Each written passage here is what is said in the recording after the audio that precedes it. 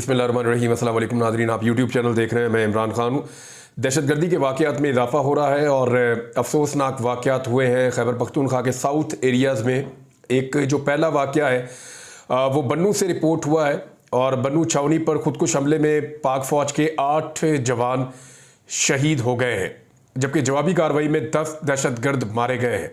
और ये बाकायदा ISPR ने इसके ऊपर एक स्टेटमेंट जारी किया है और उनके मुताबिक 15 जुलाई को सुबह 10 दहशतगर्दों ने, उनका एक गिरोह था, इसने अटैक किया बन्नू छावनी पर और छावनी में दाखिल होने की कोशिश की, जिसे सिक्योरिटी फोर्सेस के एहलकारों ने नाकाम बनाया।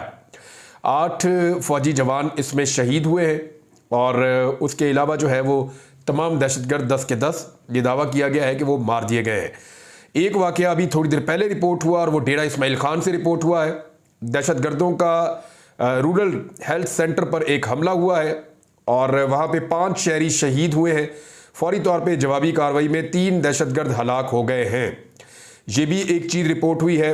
तो दहशतगर्दी के वाक़यात बढ़ते जा रहे हैं। पाकिस्तान को, पाकिस्तान की रियासत को, इदारों को और हुकूमत को पूरी तवज्जो दहशतगर्दी के मामलात से निपटने के लिए सर्फ करनी चाहिए और दहशतगर्दों का जो है वो कला कमा करना चाहिए। चाहे अफगानिस्तान से बात करें, चाहे ऑपरेशंस करें, जिस तरीके से भी वो कर सकते हैं, वो दहशतगर्दी को रोकना इस वक्त पाकिस्तान की इंटेलिजेंस इदारों और पाकिस्तान की सिक्योरिटी फोर्सेस की रिस्पॉन्सिबिलिटी है।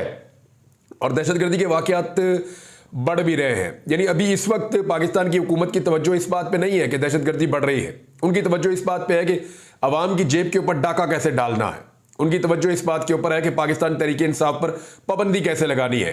उनकी तवज्जो इस बात पे है कि साबिक वज़ीर आज़म और सदर के ऊपर गद्दारी के मुकदमात कैसे बनाने हैं। हालांकि सारे इसको बचगाना करार दे रहे हैं। पाकिस्तान मुस्लिम लीग नून, उसके कायद की ये ख्वाहिश तो है और ऐसा लगता है उनको ये ऑर्डर भी मिला है और वो फौरी तौर पर, यानी मुस्तफ़ा नवाज खोकर साहब ने बड़ी ज़बरदस्त बात की। उन्होंने कहा जिस नवाज शरीफ की सियासत इस बात से आगे बढ़ रही थी कि मैं डिक्टेशन नहीं लूँगा, उस नवाज शरीफ की सियासत का इख्तिताम इस नुक्ते के ऊपर हो रहा है कि जो हुक्म मेरे आका, तो वो हुक्म बजा ला रहे हैं। उनकी तवज्जो पाकिस्तान और पाकिस्तान के हकीकी मसाइल की तरफ नहीं है। वो सिर्फ इस वक्त इमरान खान को और तहरीक इंसाफ को अपने लिए सबसे बड़ा मसला समझते हैं कि जब तक ये जमात या ये लीडर मौजूद है तब तक उनके लिए पाकिस्तान में सियासत करना मुमकिन नहीं है। अब हर मरतबा तो उनको उंगली से पकड़ के या गोद में बिठा के इक़्तिदार में ला के नहीं बिठाया जाएगा ना। हर मरतबा यास्मीन राशिद जब उन्हें शिकस्त देंगी बड़े बड़े मार्जिन से, तो हर मरतबा तो उनको फॉर्म 47 जाली नहीं मिलेगा। ये तो इस दफा दाव लग गया इनका, अगली दफा ये दाव लगे इसका क्या गारंटी है। लिहाजा उन्हें बंदोबस्त करना होगा इमरान खान का भी और पाकिस्तान तहरीक इंसाफ का भी। क्या वो कर पाएंगे?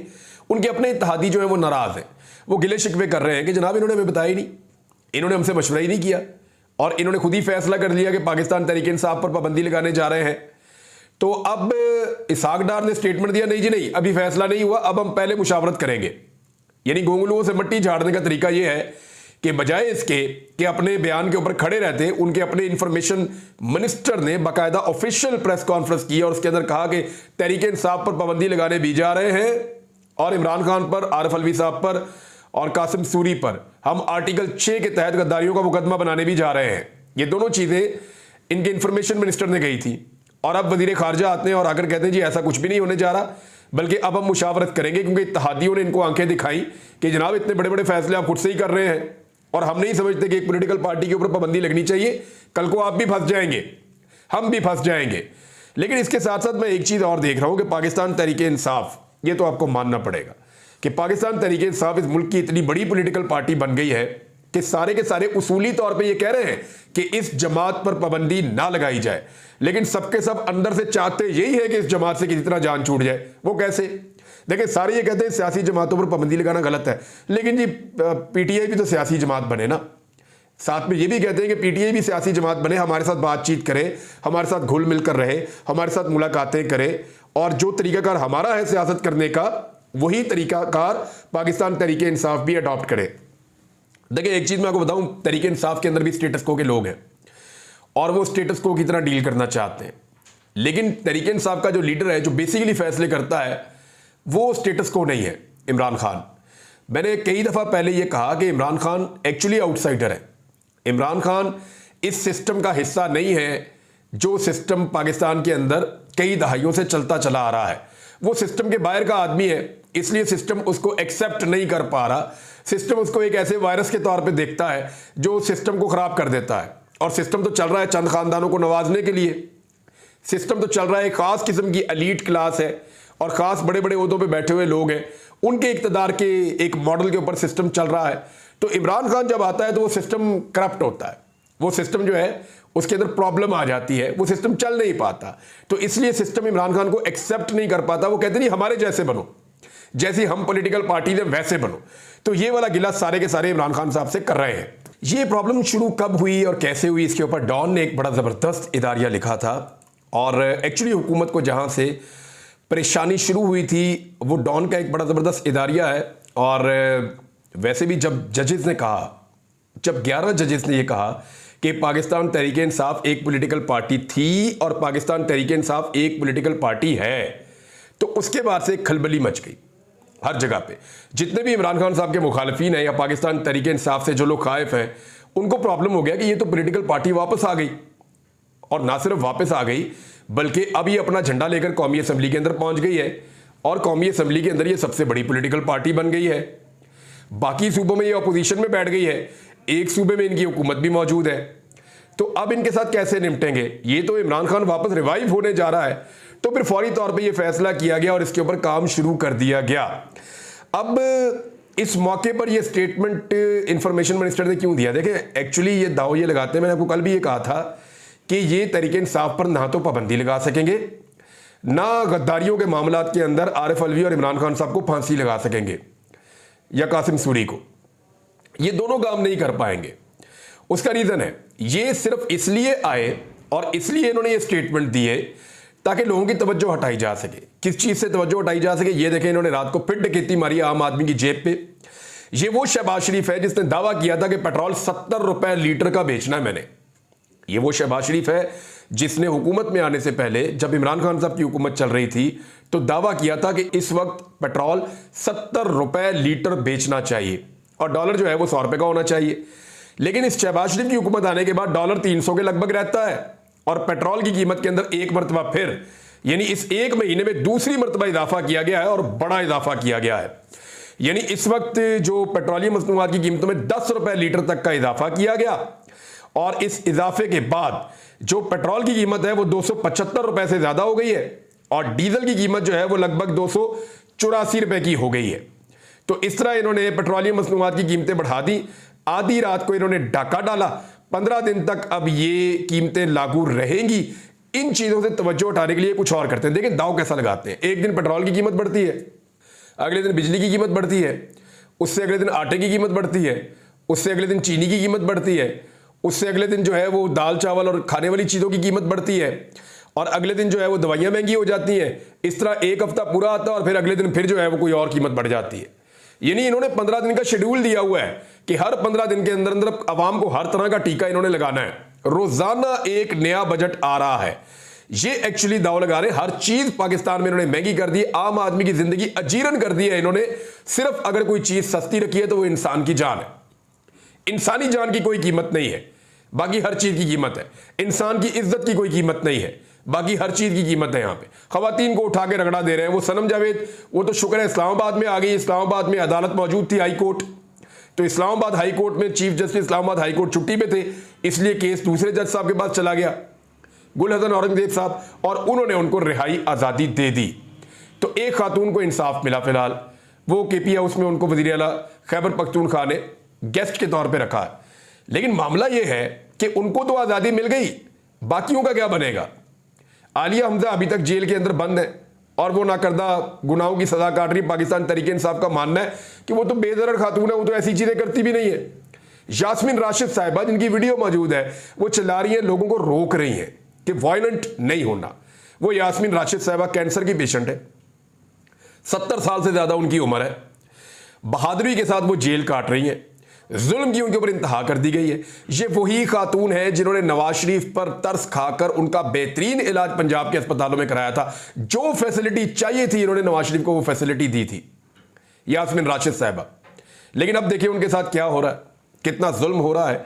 लेकिन ये वही हुकूमत है, याद रखिएगा, उसी नवाज शरीफ की हुकूमत है इस मुल्क के अंदर और उसकी बेटी की हुकूमत है, जिन लोगों को यास्मीन राशिद साहिबा ने फुल प्रोटोकॉल और फुल इलाज मुआवजे की सहूलतें दी थी। ये लोग एहसान फरामोश हैं। और एहसान फरामोशी की मिसाल ये भी है ना कि आज जनरल बाजवा के खिलाफ भी ये स्टेटमेंट देते हैं, बाकी जर्नैलों के खिलाफ भी देते हैं, जिनके जरिए से इक़्तिदार में आते रहे हैं। तो इन्होंने कल ये मौजूदा जो अभी जनरल मौजूद है, इनके खिलाफ भी ऐसे स्टेटमेंट दिया करेंगे। इनका काम ही है, मियां नवाज शरीफ साहब का तरीका वारदात है। ये हमेशा चढ़ते सूरज को सलाम करते हैं और ताकतवर को सल्यूट करते हैं, और जैसे ही कोई ताकत से हट जाता है तो ये उसका फोन भी नहीं उठाते। उठाना भी नहीं चाहिए, मियां साहब का तरीकाकार ही है। नाज़रीन, आम आदमी जो है उसका जो रद्द-ए-अमल है वो इसके ऊपर बहुत ज़रूरी है। और जमात इस्लामी, सारी पॉलिटिकल पार्टी, वो तो सारे गुस्से में है।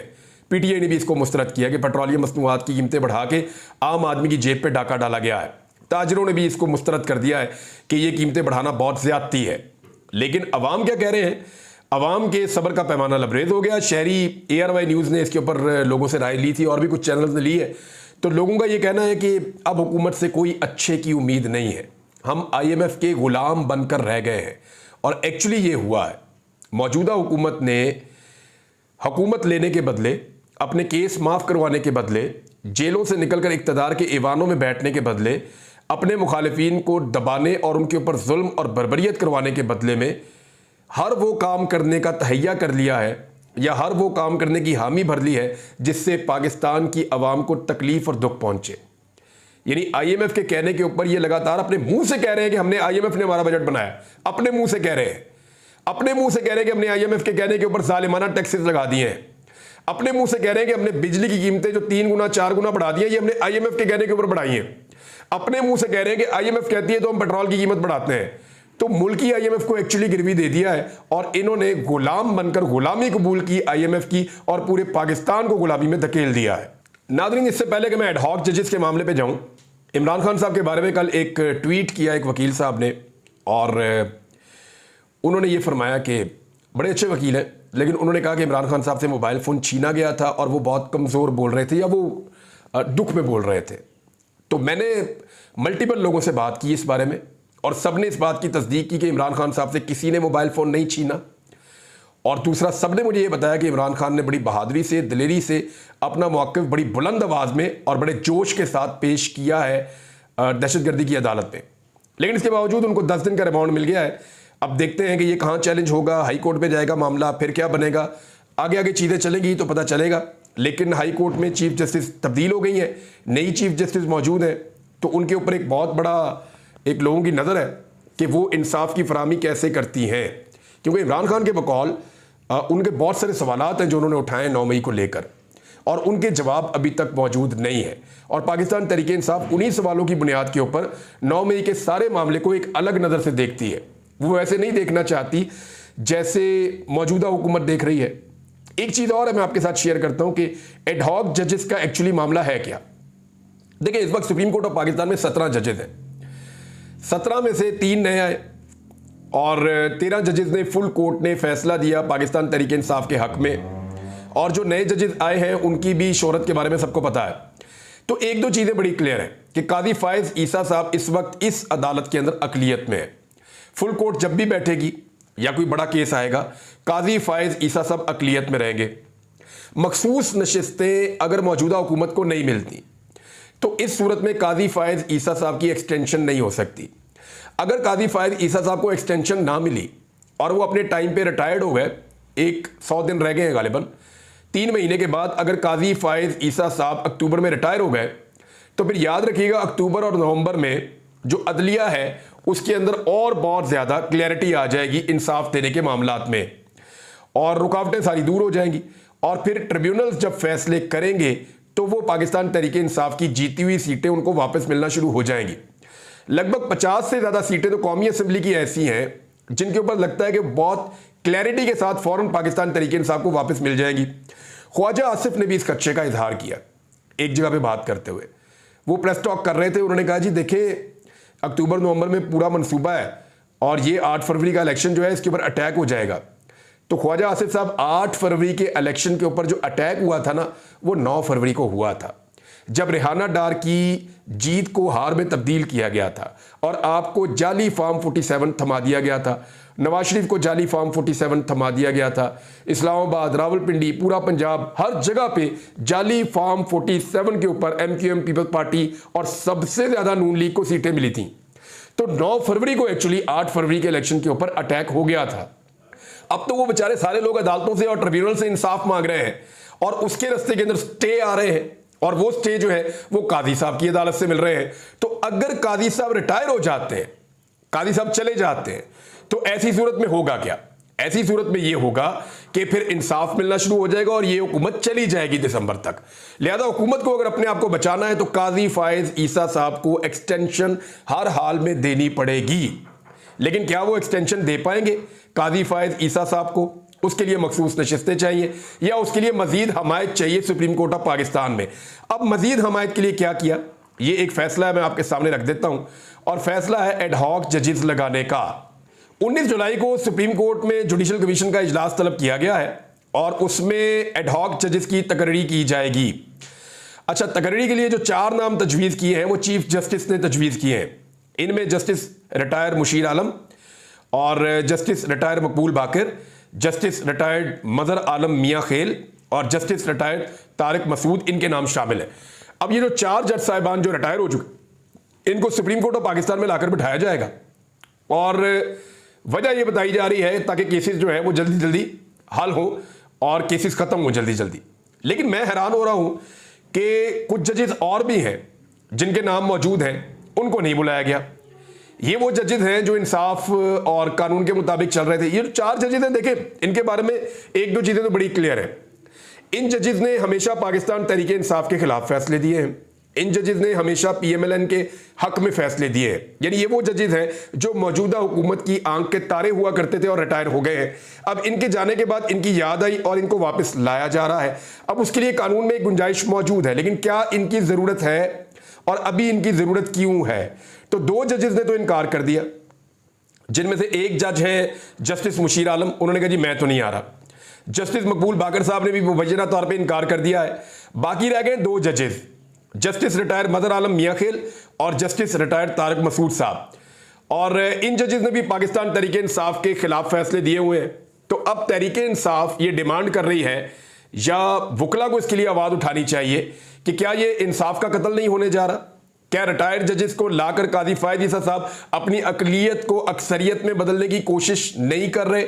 ये सवालात बार बार उठाए जा रहे हैं और इसका जवाब सिंपल ये है कि क्योंकि मौजूदा हुकूमत का काम ही नहीं चलता काजी फायज ईसा साहब के बगैर, तो उनको एक्सटेंशन दिलाने के लिए अगले 100 दिनों में ये कुछ भी कर सकते हैं, कुछ भी कर सकते हैं। लेकिन अगर काजी फायज ईसा साहब चले गए तो फिर आप समझिए कि इनकी सियासत भी तबाह हो गई और फिर इनके हाथ से हर चीज निकल जाएगी। इनकी जो लाइफ लाइन है, जो आखिरी बच्ची हैं, वो ऐसा लगता है काजी फायज ईसा है। अब तक के लिए इतना ही। अपना ख्याल रखिएगा, अपने चैनल का भी। अल्लाह हाफिज।